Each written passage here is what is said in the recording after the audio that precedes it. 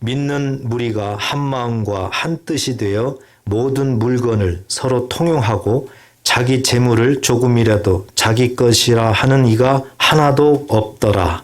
사도들이 큰 권능으로 주 예수의 부활을 증언하니 무리가 큰 은혜를 받아 그 중에 가난한 사람이 없으니 이는 밭과 집 있는 자는 팔아 그 판 것의 값을 가져다가 사도들의 발 앞에 두매 그들이 각 사람의 필요를 따라 나누어 줌이라. 구브로에서 난 레이족 사람이 있으니 이름은 요셉이라. 사도들이 일컬어 바나바라 번역하면 위로의 아들이라 하니 그가 밭이 있음에 팔아 그 값을 가지고 사도들의 발 앞에 두니라. 아멘. 제가 아주 수년 전에 결혼 주례를 섰던 그런 기억이 있는데요. 나이가 40대 중후반의 사람들이었습니다. 이 남녀가 굉장히 늦게 결혼을 그렇게 하게 됐는데요. 이제 결혼 주례를 하기 위해서 한 달 동안 저하고 성경 공부를 하게 됐는데 다 마치고 난 다음에 이 신랑이 저한테 그냥 그 질문도 아닌데 질문처럼 물어보는 거예요. 그래서 어떤 질문이냐면은 우리는 늦게 결혼을 하는데 자녀는 낳아야 되겠는데 목사님 혹시 자녀가 낳으면 그냥 낳자마자 바로 걸으면 안 될까요? 그러는 거예요. 그걸 저한테 물어보는 거예요. 그게 뭐 제가 대답할 뭐가 있나요? 그래서 순간 이제 생각나는 것이 예수님도 이 땅에서 태어날 때 태어나자마자 그렇게 걷진 않았거든요. 다 처음부터 그렇게 할 수는 없어요. 하나님께서 우리를 창조하시고 세상을 또한 이렇게 운행하는 그런 다 질서가 있습니다. 하나님의 법이 있어요. 그러니까 늦게 자녀를 낳더라도 그런 생각하지 말고 그냥 차분하게 남들하고 똑같이 자녀를 키우고 그렇게 한다고 생각을 하세요. 하고 대화한 적이 있어요. 이것이 지나고 난 다음에도 저는 계속 생각이 나는 겁니다. 정말 그럴 수 없을까? 뭐 이런 생각도 나는 거예요. 그렇지만 결론은 그럴 수는 없다. 이렇게 결론을 낼 수밖에 없습니다. 제가 하나의 경험담을 얘기를 했지만 세상 만사가 다 그런 것 같습니다. 우리가 태어나게 되면은 바로 뭐 어떻게 되는 것이 아니잖아요. 처음부터 순서대로 하나하나 밟아나가야 되는 거죠. 그래서 나이도 1살, 2살 뭐 이렇게 되면서 학교도 가고 또 직장도 들어가고 뭐 결혼하고 다 이렇게 순서대로 되는 거예요. 그렇기 때문에 우리들의 세상 만사가 다 순서대로 이렇게 된다는 겁니다. 우리가 아무리 하루를 지내봐도 보세요. 아침부터 오잖아요. 갑자기 점심 때 오는 거 아니잖아요. 그렇기 때문에 모든 이 태양계도 마찬가지다는 거죠. 하나님이 창조하신 이 모든 세상은 다 순서대로 간다. 순서대로. 그래서 어떤 것이 먼저 시작되고 이렇게 하나하나 하면서 마지막에 어떤 것이 되고 다 이렇게 된다는 거죠. 그래서 우리가 모든 것은 이 순서대로 돌아간다. 이 부분을 이 시간에 여러분들이 마음에 좀 담아두면 좋겠어요. 왜 그러냐? 우리들의 신앙도 그렇거든요. 우리들의 신앙생활도 그렇습니다. 우리가 예수를 믿는다고 해서 첫날 갑자기 뭐 어떻게 되는 거 아닙니다. 다 순서, 시간이 지나면서 하나하나 과정을 밟으면서 경험하면서 시행착오 일으키면서 하나하나 되어가는 거거든요. 우리가 집 질 때도 보세요. 시멘트 이렇게 갖다가 붓잖아요. 그냥 붓자마자 뭐 어떻게 되는 거 아니잖아요. 시간이 지나야지 이제 단단해지고 그러잖아요. 모든 것은 다 순서가 있다. 그래서 오늘 우리가 정말 신앙생활에서 순서가 있구나. 그 중에서도 가장 제일 중요한 순서가 무엇일까? 오늘 생각하면서 말씀을 통해서 여러분들 마음속에 다시 한번 결단도 되시고 다시 한번 새롭게 되시는 그런 복된 시간 되시기를 축복합니다. 우리가 사도행전을 보면서 굉장히 도전을 많이 받습니다. 그리고 지금 우리와는 전혀 동떨어진 듯한 그러한 모습도 우리가 보게 됩니다. 이 초대교회 때는 많은 성도들로부터 시작된 것은 아니었습니다. 우리가 1장부터 본 것처럼 120명의 성도들, 성령 받은 그 성도들, 성령 충만한 성도들이 이제 씨가 돼서 초대교회가 시작되고 이제 세계 전역으로 이렇게 퍼져나가는데요. 그때 처음에는 참 여러 가지 어려움이 많았죠. 그 처음에는 예수를 믿는다 그러면은 목숨 걸고 믿어야 됐어요. 목숨을 걸어야 됐어요. 그렇게 반대하는 특히 이 유대교, 대제사장, 장로, 이 교회 종교 지도자들이 예수를 믿는다고 그러면은 핍박을 했습니다. 그렇기 때문에 목숨을 내걸고 예수님을 믿어야 됐던 시대가 초대교회입니다. 그렇지만 하나님은 그거하고 상관없이 성령 충만한 자들을 통해서 하나님의 역사, 하나님의 표적과 기적은 일어납니다. 우리가 사도행전 3장에서 보니까 태어날 때부터 걷지 못하는 안절뱅이가 있었어요. 이 사람은 늘 구걸을 해야 됐습니다. 그래서 성전 미문에서 구걸을 했을 때 사도 베드로와 요한이 기도하러 올라가다가 만났죠. 그래서 거기에서 나사렛 예수 그리스도 이름으로 일어나 걸어라 했을 때 그가 일어나서 걸었습니다. 이것은 정말 상상할 수 없는, 사람이라면 이해가 안 가는 그런 사건이었습니다. 이 사건으로 인해 가지고 많은 사람들이 모입니다. 군중들이 막 떼를 지어 모입니다. 이때 베드로가 설교를 하게 되고 그 설교를 통해서 수천 명이 결신을 하고 예수님을 믿게 됩니다. 그런데 은혜가 있는 곳에는 항상 사단이 틈을 타요. 종교 지도자들이 그걸 내버려 두지 않아요. 특히 사두개파를 중심으로 해가지고 사도들을 핍박합니다. 그래서 베드로와 요한을 감옥에 가둬요. 그렇지만 군중들이 너무 예수님에 대해서 또 베드로와 요한에 대해서 너무 신뢰하고 너무 그들을 따르기 때문에 이들을 죽일 수가 없는 거예요. 그래서 고민하다가 결국에는 석방시켜 줄 테니까 절대 예수를 전하지 말라. 그거 약속해라. 이거 한 가지만 놓고 이제 내보낸 건데 베드로와 요한이 석방돼서 나와보니까 성도들이 마가다락방에서 교회에서 기도하고 있습니다. 여기 교회에 와가지고 자초지정을 다 얘기하니까 성도들이 이거 큰일 났다. 이제 예수를 전하면 죽인다고 하네. 이제 우리는 굉장히 위협적인 그런 환경에 놓여 있네. 우리 기도합시다. 해가지고 정말 열심히 성도들이 합심해서 기도를 합니다.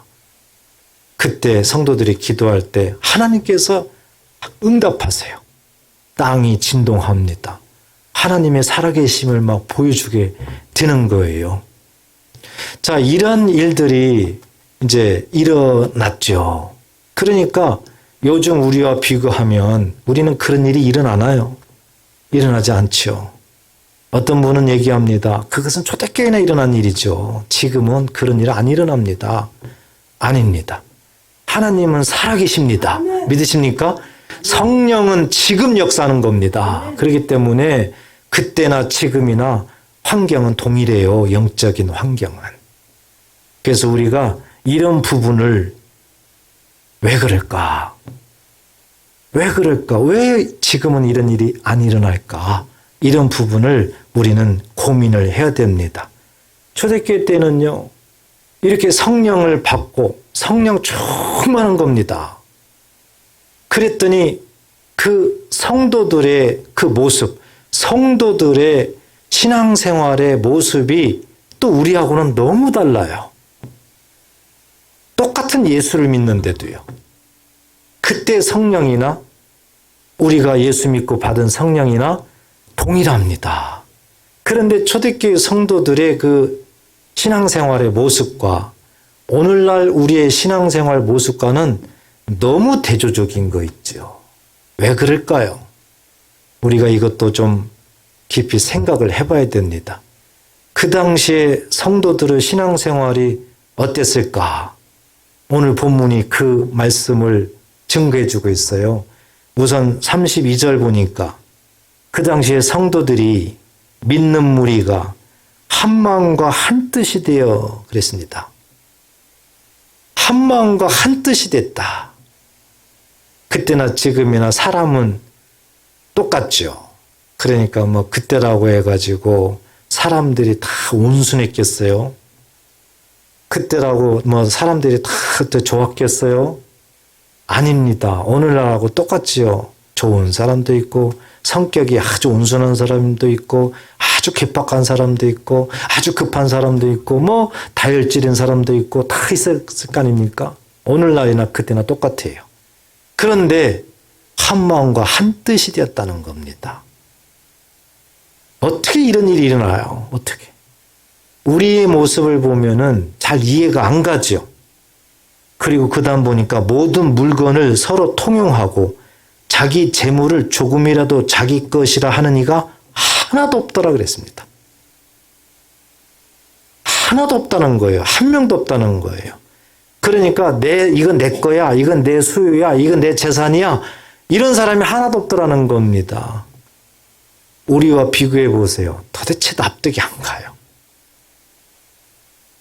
어찌 보면 우리는 정반대입니다. 남의 것도 뺏어서 이건 내 거야 할 그런 처지예요, 우리는. 그런데 초대교회 성도들은요, 왜 그들이 소유가 없었겠어요? 왜 재산이 없었겠어요? 그런데 이것은 내 재산이 아니야. 내 것이 아니라는 거예요. 그런데 초대교회 때뿐만 아니라 구약 성경에도 보면은 하나님의 사람들이 동일하게 이와 같은 맥락으로 말씀을 합니다. 우리가 잘 아는 욥도 주시니도 여호와시요 취하시니도 여호와이시니 하나님이 것이라는 거예요. 모든 것이 하나님이 것이라는 거예요. 성경에 나와 있는 하나님의 사람들의 그 공통점을 보면은 하나님이 천지를 창조하셨고 하나님이 창조한 이 천지 모든 것을 하나님이 다스리시고 이 세상에 있는 모든 것은 하나님이 것이니이다. 다 이렇게 고백을 합니다. 단지 우리는 하나님이 주신 것을 우리가 맡아가지고 사용하는 것 뿐입니다. 이렇게 고백을 해요. 그런데 초대교회 성도들도 보니까 동일한 고백인 거예요. 내 것은 없습니다. 다 하나님의 것입니다. 이렇게 그들의 신앙생활의 모습이 그래요. 그리고 34절에 보면 그 중에 가난한 사람이 없으니 초대교회 때는 가난한 사람이 없었대요, 여러분. 오늘날에는 가난한 사람 많잖아요. 그 중에 가난한 사람이 없으니 왜 가난한 사람이 없었을까? 이는 밭과 집 있는 자는 팔아 그 판 것의 값을 가져다가 사도들의 발 앞에 두매 그랬습니다. 왜 가난한 사람이 없었을까 봤더니 있는 사람들이 부자인 사람들이 집 있고 재산 있는 사람들이 그것을 내 것이 아니야. 내 소유가 아니야. 이러한 믿음이기 때문에 그 모든 것들을 팔아가지고 사도들 앞에 갖다 줬다는 거예요. 그래서 사도들에 의해 가지고 가난한 자들을 나눠주면서 구제하면서 이랬다는 겁니다. 그래서 가난한 자가 없어졌다는 거예요. 그래서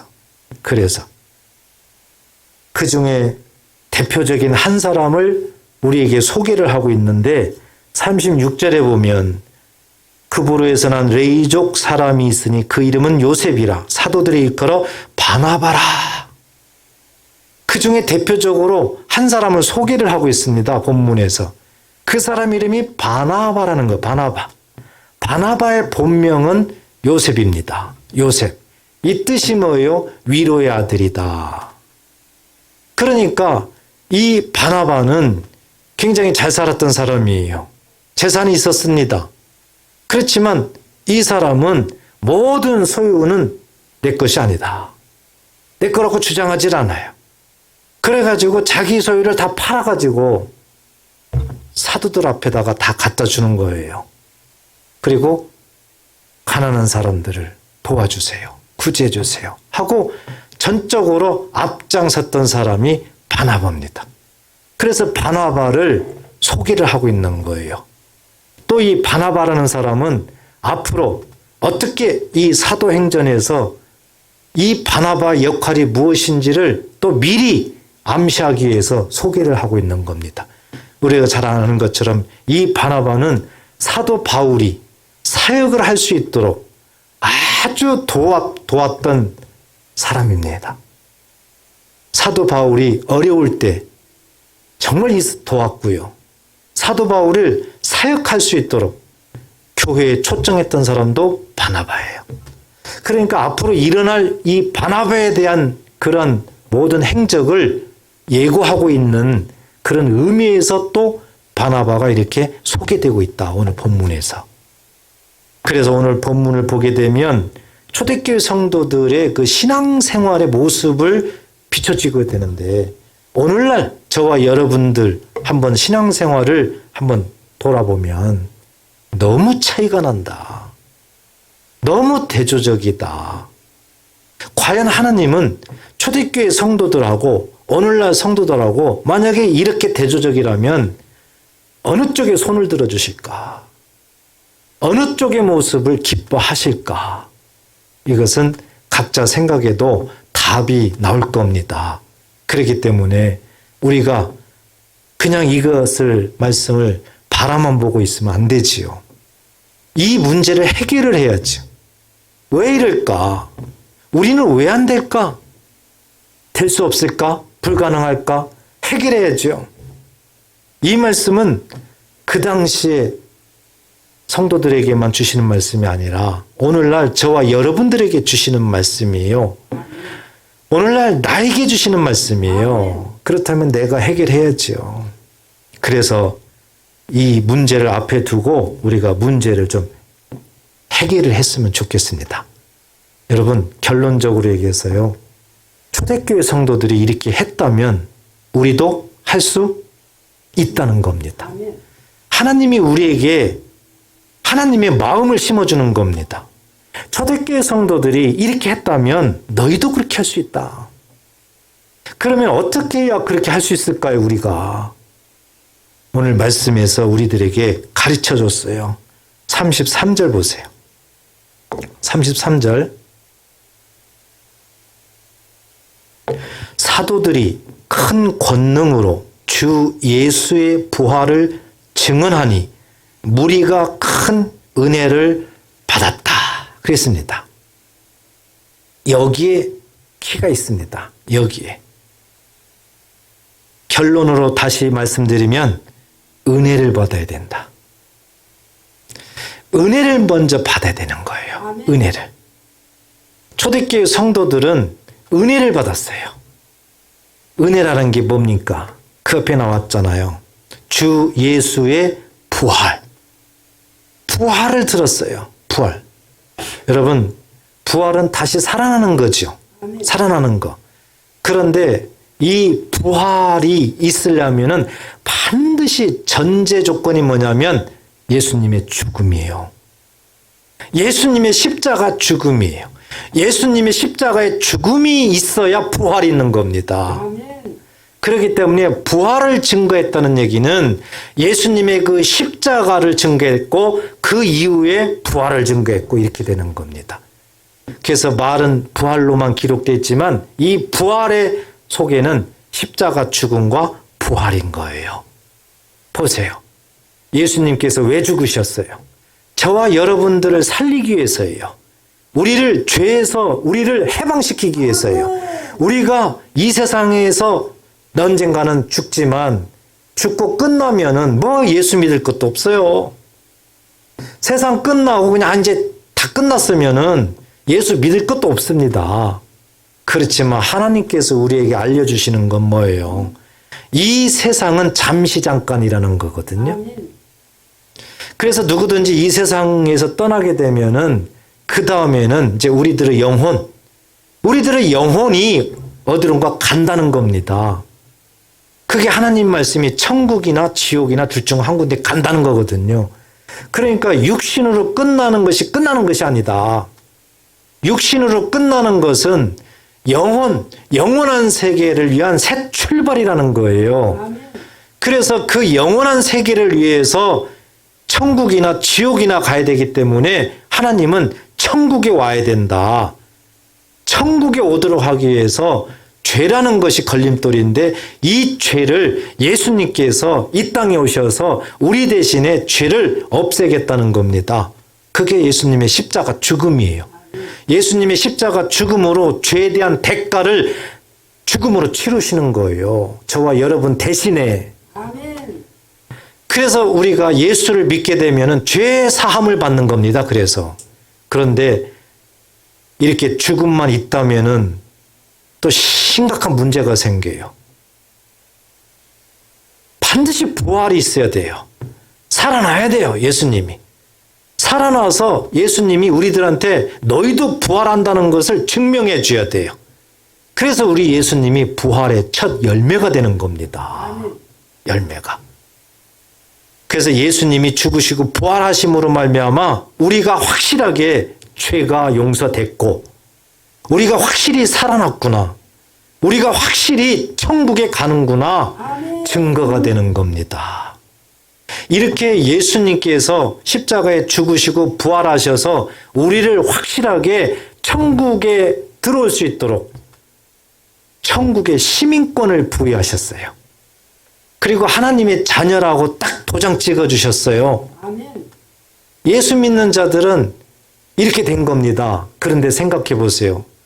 이렇게 하나님께서 예수님을 통해서 이루어놓은 이것이 저와 여러분들이 뭐 조금이라도 역할을 했습니까? 뭐 개입을 했나요? 우리는 아무것도 할 수가 없어요. 아무것도 이 과정 속에 뭐 개입할 수도 없고 내가 할 일도 없고 우리는 할 수 없는 거예요. 그런데 하나님께서 일방적으로 전적으로 우리에게 이렇게 구원, 우리에게 전적으로 천국이라는 것을 선물로 주신 겁니다. 믿으시기 바랍니다. 이렇게 우리가 한 것도 없어요. 할 수도 없어요. 그냥 하나님이 일방적으로 우리에게 전적으로 구원을 베풀어 주셨어요. 이것을 은혜라고 합니다. 은혜. 은혜라는 뜻이 뭔지를 여러분 이제 이해되셨죠? 그러니까 은혜는요, 그냥 택가 없이 나는 아무 공로 없어요. 한 일도 없어요. 하나님께서 일방적으로 나에게 구원을 베풀어 주신 그 하나님의 사랑을 은혜라고 하는 겁니다. 그러니까 만약에 내가 돈 주고 샀다든지 이 구원을 돈 주고 샀다. 은혜가 아니에요. 은혜가 아니에요. 저쪽에 어떤 동네에서는 신봉사가 눈을 뜨려면은 300냥을 주고 사라, 내라, 봉양해라. 그러면 눈을 뜰 거다 해가지고 눈을 떴대요. 그 은혜입니까 아닙니까? 아닌 거예요. 왜? 돈 주고 산 거예요. 은혜라는 것은 값없이 아무것도 내가 뭐 돈을 줬다든지 뭘 했다든지 이런 자체가 없어요. 거저받는 겁니다. 은혜라는 건 거저받는 거예요. 여러분, 우리가 예수를 믿는 것도 또 예수를 믿고 이렇게 구원받은 것도 또 예수를 믿고 완전히 구원을 받음으로 나중에 천국 가는 것도 전적인 하나님의 은혜인 줄 꼭 믿으시기 바랍니다. 은혜거든요. 그런데 초대교회 성도들이 왜 이렇게 한 마음과 한 뜻으로 모든 재산은 자기 것이 아니다. 그리고 다 팔아가지고 다 사도들 앞에 놓고 이것을 불우이웃에게 가난한 사람에게 필요한 사람에게 나눠주세요 하고 위탁했을까? 그들은요. 진짜 은혜를 받았어요. 은혜를 받고 보니 모든 것은 다 하나님 거구나. 하나님께로부터 나왔구나. 하나님이 거저주셨구나. 그냥 그런 속의 고백입니다. 내 거라는 자체가 없는 거지요. 그렇게 되니까 나눠줄 수가 있는 거예요. 은혜가 없이는 절대 되질 않습니다. 진정한 은혜, 예수님의 십자가를 통해서 내 죄, 부활을 통해서 내가 완전하게 살아났다. 나중에 죽으면 반드시 천국 간다. 이것이 확실한 믿음으로 되지 않으면 절대 초대교회 이 성도들처럼 되질 않습니다. 될 수가 없어요. 아무리 봐도 되잖아요. 그래서 먼저 은혜를 받아야 되는 거예요. 이게 가장 먼저입니다. 우리들의 신앙생활에 가장 우선순위가 뭐냐고 물으신다면 은혜를 받아야 되는 겁니다. 믿으시기 바랍니다. 구약 성경에도 다 마찬가지였어요. 우리가 잘 아는 다윗 있잖아요. 다윗도 그 삶을 보면은요, 참 고난의 역경입니다. 다윗이 편안한 날이 별로 없어요. 정말 고난의 연속입니다. 다윗. 그런데도 다윗이 성장하면서 은혜를 받았어요. 하나님이 살아계시고 하나님이 도우시고 하나님이 삶을 인도하신다는 것을 다윗은 직접 경험을 했어요. 그래서 마음속에 확신과 온전한 믿음을 가졌어요. 그러니까 다윗이 환경을 초월합니다. 그리고 그 입에는 오직 하나님 앞에 감사하며 찬양하며 모든 것은 하나님 것입니다. 하나님이 주신 것을 내가 하나님 앞에 드리는 것뿐입니다. 내 것이 없습니다. 내 것이 아닙니다. 자기 아들 솔로몬이 성전을 건축하기 위해서 다윗이 다 준비를 해줘요. 그럴 때도 보면은 다윗은 모든 건 하나님 것입니다. 그리고 백성들도 보니까 동일합니다. 백성들도 동일하게 하나님 앞에 그렇게 성전을 위해서 그렇게 합니다. 한마디로 자발적이었어요. 자발적으로. 우리가 엿볼 수 있는 게 역대상 29장 13절 보면은, 자, 13절과 14절도 우리도 동일한 마음을 가지고 같이 한번 읽어보겠습니다. 시작. 우리 하나님이여, 이제 우리가 주께 감사하오며 주의 영화로운 이름을 찬양하나이다. 나와 내 백성이 무엇이기에 이처럼 즐거운 마음으로 드릴 힘이 있었나이까. 모든 것이 주께로 말미암아 싸우니 우리가 주의 손에서 받은 것으로 주께 드렸을 뿐이니이다. 아멘. 은혜를 받으니까 이렇게 신앙생활이 되는 거예요. 은혜를 받으니까. 은혜가 받지 못하면은요, 절대 이게 안 됩니다. 될 수가 없어요. 말도 안 되는 소리예요. 신앙생활이란 바로 이런 겁니다. 그런데 성경에서 하나님은 계속 변치 않으시고 이 모습을 보여주는 거예요. 예수님 때요.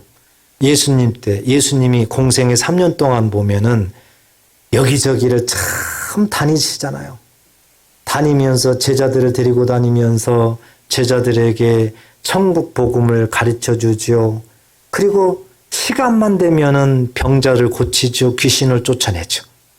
예수님은 쉴 틈이 없이 이렇게 하는데요. 제자들이 늘 함께 했거든요. 그런데 여러분 아세요? 성경에 보면은 그 제자들만 같이 다닌 게 아니에요. 여자들도 같이 다녔어요. 여자들이 왜 같이 다녔어요? 예수님과 제자들의 그 사역, 그 다니면서 하나님의 뜻을 이루는 그 사역을 전적으로 도왔어요. 여성도들이. 그러니까 여성도들이 굉장히 중요한 일을 했습니다. 예수님이 그렇게 복음을 전하고 제자들이 그렇게 예수님을 따라다니면서 그 모든 것을 할 수 있었던 이유는 여성도들 때문에 그래요. 그런데 여성도들이 왜 이렇게 예수님과 함께 여기 가고 저기 가고 다니면서 그렇게 복음 사역에 힘을 썼을까? 그렇게 사역을 할 수 있도록 도왔을까? 이유가 있었어요. 이유가. 자, 누가복음 8장 1절 보세요. 그 후에 예수께서 각 성과 마을에 두루 다니시며 하나님의 나라를 선포하시며 그 복음을 전하실새 12 제자가 함께 하였고, 그죠? 예수님이 복음 사역을 지금 다니니까 12 제자도 같이 가고 있죠? 이건 우리가 너무 잘 알고 있어요. 2절 보세요. 또한 악기를 쫓아내심과 병고침을 받은 어떤 여자들 곧 7귀신이 나간 자 막달라 마리아라 하는 마리아와 그 다음에 3절도 보세요. 헤롯의 청지기 구사의 아내 요한나와 수산나와 다른 여러 여자가 함께하여 자기들의 소유로 그들을 섬기더라. 여기서 그들이 누굽니까?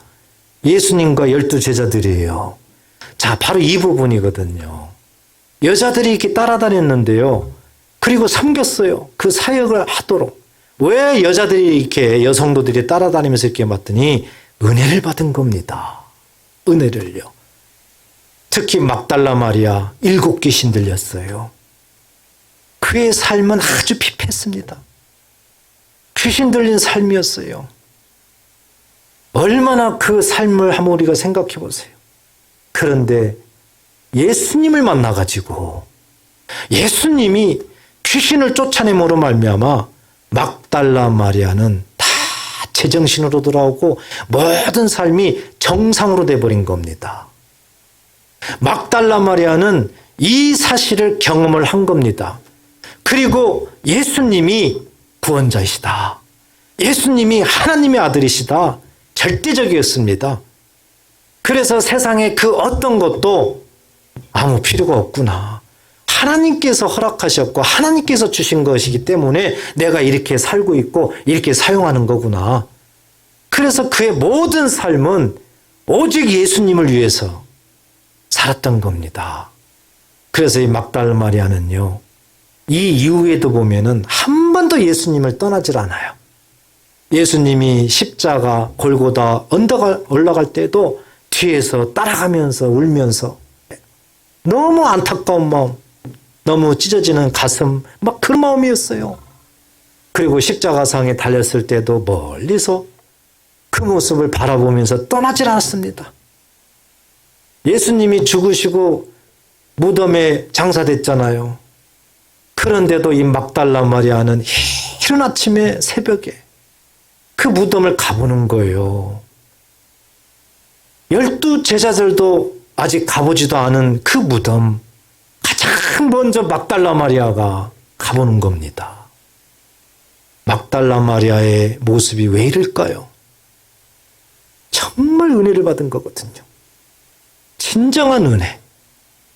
진짜 은혜를 받은 거예요. 은혜를 받으니까 그의 삶의 신앙생활의 모습이 이렇게 완전 바뀌어버린 거예요.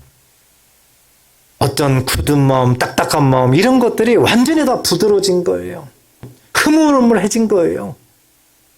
그리고 오직 하나님의 은혜로 내가 이렇게 산다. 이런 것들을 고백을 하는 거예요. 막달라 마리아뿐만 아니라 이방 여자들도요. 3절에 보니까 뭐라고 되어 있어요? 헤롯의 청지기 아내 그랬잖아요. 이방 여자예요, 이방 여자. 그럼에도 불구하고 예수를 영접하고 은혜를 받으니까 자기 소유를 팔아가지고 예수님과 제자들의 모든 행적을 따라다니면서 섬기는 거예요. 다 내어주는 거예요. 그래서 예수님이 공생의 사역을 잘 할 수 있었던 거예요. 전혀 나타나지도 않고 우리에게 별로 소개하지도 않았던 알고 보니까 이 여성도들, 은혜 받았던 여성도들이 굉장히 큰 역할을 했기 때문에 하나님의 역사는 하나하나 완성되어져 갔던 겁니다. 이렇게 은혜를 받으니까 남자도 은혜 받으면 더 무섭게 주의랍니다. 남자도요, 한번 은혜 제대로 받아보세요. 정말 무섭습니다. 여자들 못 따라갑니다. 그런 성도들 보셨죠, 남자분들. 죽으면 죽으리라 막 이런 마음으로 가는 분들 많아요. 은혜를 받아야 된다. 그러니까요, 정말 은혜를 받지 못하면은 이런 일이 일어날 수 없어요. 오늘 초대교회 성도들 오늘 본문을 보니까 은혜를 받았기 때문에 이 성도들의 신앙생활의 모습이 이렇다는 겁니다. 이렇다는 거예요. 우리가 여기에서 이제 잘 적용을 해야 됩니다. 은혜를 받지 못했으면은요, 안 하셔도 괜찮아요. 은혜가 없으면은요, 주의 일 안 해도 괜찮아요. 하나님이 원하는 것은 초대교회 성도들처럼 은혜를 먼저 받아야 된다. 은혜를 받은 사람이 주의 일을 해라. 은혜를 받은 사람이 섬겨라. 은혜를 받은 사람이 앞장서라.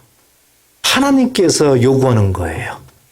그리고 아직 은혜를 받지 못했으면 은혜 받기에 힘쓰라. 믿으시기 바랍니다. 이게 순서입니다. 이게 순서. 그러니까요. 눈치도 보지 마세요. 내가 뭘 못해, 안 해. 그런다고 눈치 보지 마세요. 오히려 내가 은혜를 빨리 받아야 되겠다. 내가 빨리 은혜를 받고 나도 그렇게 해야 되겠다. 이와 같은 도전적인 마음을 가지는 것이 좋아요. 괜히 나도 못하면서 남이 하는 거에 대해서 시기하고 질투하고 그러면은 문제만 생깁니다. 문제만 생겨요. 그러니까 누가 뭘 열심히 하면은 저분은 하나님의 은혜 가운데 저렇게 할 수가 있구나. 그걸 도전의 마음을 가져야죠.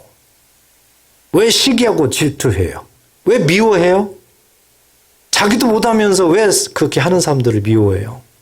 이게 오늘날 성도들이 가장 심각하게 생각해야 될 문제점인 거예요. 그래서 눈치 보지 마시고 은혜를 먼저 받아야 된다. 내가 은혜를 받으면은 초대교회 성도들처럼 나도 그렇게 할 수가 있다. 이런 것들을 꼭 적용하시기를 간절히 축복합니다. 은혜가 문제예요. 은혜가. 한 가지 우리가 더 생각할 수 있는 것은 은혜를 받게 되면은 큰 유익이 많습니다. 은혜를 받으면은요, 정말 큰 유익이 많아요. 가장 중요한 것은 은혜를 받게 되면은요, 말씀이 깨달아져요. 말씀이 몰랐던 말씀들이 막 깨달아집니다. 도대체 이해가 안 갔던 말씀들이 막 깨달아져요. 그리고 그 말씀이 막 믿어지는 거죠. 막 믿어져요. 그리고 믿어지면서 그 말씀에 순종을 하게 됩니다. 은혜를 받게 되면 이게 자동으로 일어나요. 은혜를 받으면. 이게 최고 큰 유익입니다. 은혜를 받게 되면 말씀이 깨달아져요. 그래서 송이꿀보다 막 더 달아요, 말씀이. 믿어져요. 아멘. 그리고 나도 모르게 그냥 순종이 되는 거예요. 사도 베드로가 설교하니까 뭐 어때요? 성도들이 회개운동이 일어나잖아요. 그러면 우리가 어떻게 해야 됩니까? 회개운동이 막 일어나는 거예요. 이렇게 은혜를 받게 되면은요, 하나님의 놀라운 역사들이 일어나게 되는 겁니다. 구약 성경을 보더라도 다 동일한 거예요. 성도들, 또 하나님의 사람들의 공통점이. 그래서 은혜를 먼저 받아야 돼요. 진짜 은혜를 받아야 된다고요. 아멘. 진짜 은혜. 가짜 은혜는 아무 소용없어요. 진짜 은혜를 받아야 돼요. 말씀이 깨달아지고 성육구보다 더 다른 거예요. 제가 정말 말씀을 깨달으면서 한 가지 정말 이런 적이 있었어요. 이런 적이. 누가복음 6장 38절이에요. 우리 같이 한번 읽어보겠습니다. 너무 잘 아는 말씀이에요. 시작. 주라 그리하면 너희에게 줄 것이니 곧 후이되어 누르고 흔들어 넘치도록 하여 너희에게 안겨주리라. 너희가 헤아리는 그 헤아림으로 너희도 헤아림을 도로 받을 것이니라. 아멘. 보세요. 주라 그리하면. 이것은 이제 영어에서 명령문 and, 명령문 or 이렇게 되잖아요. 그죠? 뭐뭐 하라. 그리하면. 근데 주라. 주님의 말씀이에요. 주님. 사도들 뭐 말이 아니에요. 예수님이 직접 말씀한 거예요. 주라. 그리하면 너희에게 줄 것이니 곧 후이되어 누르고 흔들어 넘치도록 너희에게 안겨주리라. 은혜를 받고 나니까요. 이 말씀이 오병이어예요. 오병이어. 오병이어. 오병이어를 생각하게 하시는 거예요. 오병이어를 깨닫게 하는 거예요. 보세요. 보리떡 5개, 물고기 2마리로 남자들만 5,000명을 먹이나 5,000명을. 그리고 몇 광줄이 남았어요? 12광줄이 남았죠. 그러니까 오병이어를 예수님께 줬어요. 그리고 예수님이 하늘을 향하여 축사하시고 나눠줘라 하고 준 겁니다. 오병이어를. 그랬더니 나눠서 먹는데 아무리 먹어도 떨어지질 않는 겁니다. 거기 있는 무리들이 다 먹어도 떨어지질 않아요. 그리고 나중에 보니까 12광줄이나 남는 거예요. 12광줄이나. 여기에서 주라. 이것은 바로 오병이어를 준 거죠. 그죠? 그랬더니 누르고 흔들어 넘치도록 안겨주리라. 바로 남자들만 5,000명 12광절이 남는 이 모습이에요. 이 모습. 여러분, 이 누가복음 6장 38절을 통해서 또 하나님이 깨닫게 하는 것이 구약성경에 보면은 화목제물이 있어요. 화목제물이 있는데 백성들이 화목제물을 드릴 때 이 앞가슴을 가지고 오거든요. 그리고 앞다리를, 넓적다리를 가지고 오거든요. 이렇게 제사장한테 가지고 오면은 이것을 하나님 앞에 이렇게 흔들어서 드리고 올려서 드리고 그래요. 하나님 앞에 드리거든요. 이것을 요제물이라고 하는데 바로 주라가 예수님의 그 믿음의 세계에서 말씀하는 그 주라가 바로 요제물을 말하고 있던 거예요. 요제물을. 그랬더니 하나님께서 축복하잖아요. 그리고 거룩하게 구별해가지고 다시 내려주잖아요. 내려주니까 제사장도 부족함이 없이 먹고 그 백성도 부족함이 없이 먹고 이웃도 부족함이 없이 먹고 아주 풍성하게 다 나누어 먹더란 말이죠. 그 모습이 누르고 흔들어 넘치도록 안겨주리라입니다. 그러니까 주라 이것만 하면 누르고 흔들어 넘치도록. 그래서 성경에 보면은 30배, 60배, 100배, 100배, 60배, 30배 이렇게 자꾸 말씀하는 거예요. 하나님께서 이 땅에 하늘의 재물을 부어주는 방법이 있구나, 법칙이 있구나. 그게 바로 줄 때구나, 줄 때. 이 줄 수 있는 사람은 누구냐? 오늘 초대교회 성도들 보니까 은혜 받은 자들이에요. 전적인 하나님의 것이라고 인정이 되고 오직 하나님께서 주신 것이기 때문에 나는 단지 주신 것을 사용하는 것뿐이다. 다윗처럼 고백하는 그런 사람들이 줄 수가 있다는 거지요. 주라 이 한마디에 하나님은 믿음을 요구했던 겁니다. 믿음을. 이 엄청난 일들이 깨달아지는 거예요. 그러니 얼마나 기뻐요. 말 한마디인데 주님의 믿음에 관을 엿볼 수가 있었단 말이죠. 그리고 세상에서 잘 살 수 있는 방법, 세상에서 돈 벌 수 있는 방법, 바로 이 방법이에요. 세상과는 반대입니다. 세상은 내 것을 주면은 어떻게 내가 잘 살아요? 못 살죠. 그러니까 줄 수가 없죠. 아깝죠. 그런데 하나님의 방법은 주라는 거예요. 주라. 줄 때 억지로 주지 말라는 거예요. 은혜로. 하나님의 것임을 믿고 은혜로 주라는 거예요. 그리하면 오병이어를 봐라. 누르고 흔들어 넘치도록 수천 명이 먹고 12광절이 남도록 하나님이 그렇게 하시겠다는 거죠. 그래서요. 정말 은혜를 받게 되니까 말씀이 깨달아지는 거예요.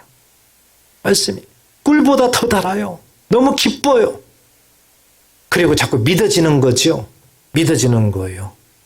우리가 이 말씀을 한번 깊이 묵상해 보십시오.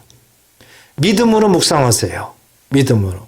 그러면 엄청난 보화가 있습니다. 은혜로 묵상해 보세요. 그리하면 오병이어의 기적이 일어날 줄 믿습니다. 일어나요. 일어난다고요. 우리가 억지로 주면 아무 재미없어요. 그렇지만 은혜로 이렇게 하면은 반드시 하나님이 역사합니다. 이제 오늘 말씀을 통해서 우리가 다시 한번 정리합니다. 오늘 말씀을 통해서 하나님이 우리들에게 어떤 교훈을 주셨을까? 가장 중요한 하나는 먼저 은혜 받아야 된다. 신앙생활에서 이게 가장 우선순위다. 은혜 받기에 힘쓰라는 거예요. 은혜 받기에. 그리고 이렇게 은혜를 받은 자들은 초대교회 성도들처럼 청지기 역할하라는 겁니다. 청지기 역할하라는 거예요. 맡겨준 것을 내가 잘 사용하는 겁니다. 그리고 서로 봉사를 하는 것이죠. 베드로전서 4장 10절 같이 한번 오늘 말씀을 마음에 새기면서 읽어보겠습니다. 베드로전서 4장 10절 각각 은사를 받은 대로 하나님의 여러 가지 은혜를 맡은 선한 청지기 같이 서로 봉사하라. 아멘. 오늘 말씀 초대교회 성도들의 이 모습을 바라보면서 우리는 도대체 이렇게 할 수가 없는데 우리하고는 너무 동떨어진데 이것은 초대교회 때나 말인가? 아니었다는 거죠. 오늘날 저와 여러분들에게도 할 수 있다. 그렇게 하면 하나님께서 반드시 기뻐하시고 역사하신다. 이것을 우리에게 보여주신 건데 이제 우리들에게 하나님이 그런 말씀을 하시면서 말씀으로 우리들에게 적용하게 만드는 말씀이 베드로전서 4장 10절이라는 거죠. 우리는 청지기입니다. 청지기는 다 맡은 자죠. 맡은 자. 하나님께 맡은 자예요. 내가 갖고 있는 것이 내 것이 아니라 하나님이 단지 나에게 맡긴 겁니다. 그리고 하나님이 말씀합니다. 그걸 주라. 그걸 주라. 그걸 주라는 거예요. 봉사하라는 겁니다. 그리하면 누르고 흔들어 넘치도록 안겨주리라. 하나님이 그것을 우리들한테 원하는 겁니다. 여러분, 하나님은 복 주시기를 원하시는 분이세요. 하나님은 저와 여러분들이 복 받기를 원하세요. 하나님의 말씀이 이루어지기를 그토록 스탠바이 기다리고 있어요. 우리가 하나님 말씀대로 은혜를 먼저 받고 다윗처럼 초대교회 성도들처럼 그렇게만 하면 하나님은 쏟아부어 주시는 겁니다. 아멘. 경험되게 하세요. 은혜는요, 말로 받는 게 아니에요. 은혜는 우리들이 입술로 받는 게 아니에요. 그냥 입술로 나 은혜 받았다, 나 은혜 받았다 해가지고 은혜 받은 게 아니에요. 여러분, 은혜는 하나님의 선물이에요. 선물.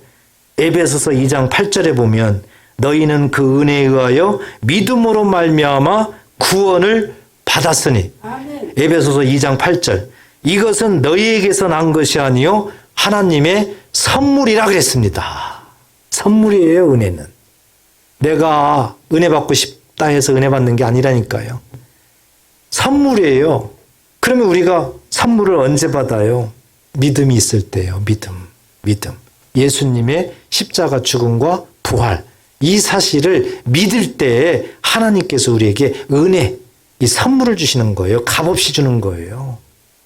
그렇기 때문에 우리는 이와 같은 믿음을 가지고 늘 선한 청지기구나 내가.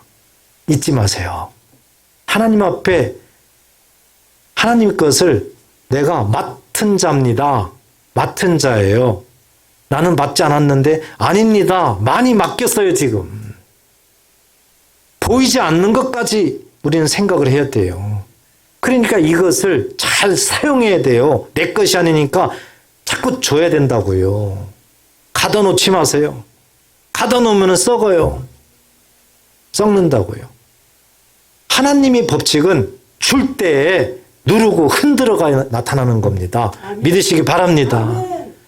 그래서 가장 우리가 신앙생활하면서 우선순위, 항상 뭐든지 순서가 있는데 그 중에서도 가장 우선순위는 은혜 받아야 된다. 진짜 은혜를 받아야 된다. 진짜 은혜를 받으면 초대교회 성도들의 모습이 드러난다. 꼭 마음에 도장을 찍으세요. 그리고 나의 신앙생활은 이렇게 해야 되는구나. 그리고 이것을 도전한다는 마음을 가지세요. 그리고 한번 기도하면서 나아가 보세요.